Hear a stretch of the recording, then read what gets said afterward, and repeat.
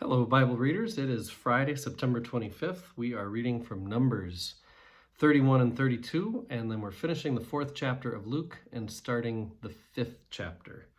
To start in Numbers, these couple chapters are really centered around war.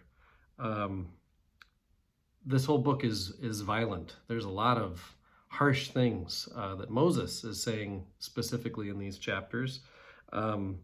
The opening of Numbers is about taking a census, which is really about a draft, seeing how many war-worthy men there are.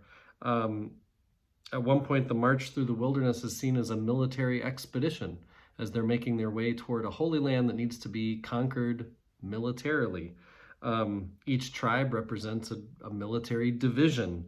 They're led by an ark that is a real threat to any who are not Israelites. Loss of land is military failure. That failure culminates in the slaughter of Israelites. The faithfulness of the second generation is shown to be true and faithful by them having military victory. And so a question posited by my commentary here is war being glorified in the book of Numbers? Are the Israelite wars models for contemporary ethics of war? Or is war metaphorical commentary on the life of faith and the need for worshiping communities to maintain purity as the people of God? The way this commentary answers those questions, as far as like what is it trying to say about war, it gets into something I don't think I've spoken of yet, and that is that it's thought that Numbers is written by two groups of people. One group they call the pre-priestly writers, and the other group they call the priestly writers.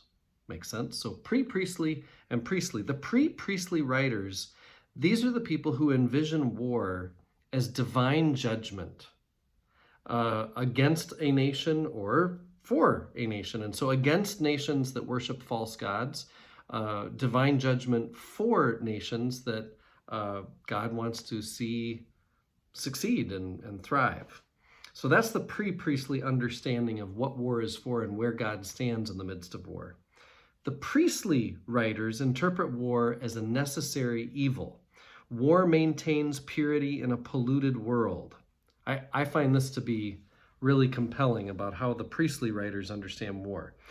There is no indication, clearly, that God is actually present in battle when the priestly writers write about war. There is no clear indication that God is there present, making it holy.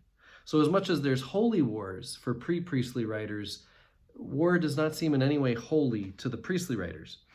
To the contrary, participation in war defiles all participants. War, according to the priestly writers, exacts an enormous price. Killing separates participants from God, even when the cause is deemed just.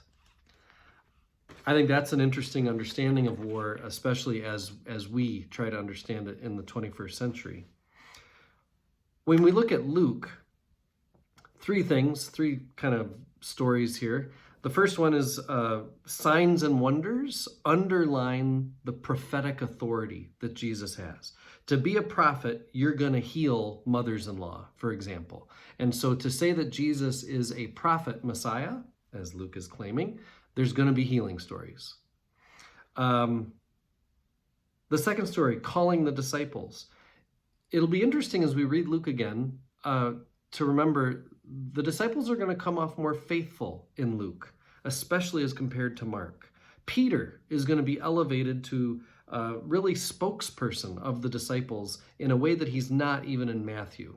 Luke really focuses in on Peter. And then there's the two healings, which really this last story that we have from Luke is Mark's story with very few changes. Luke does that sometimes. He just takes a story from Mark or Matthew and then doesn't change it hardly at all. I am one with my God. My God is with us, all of us, at all times and in all places.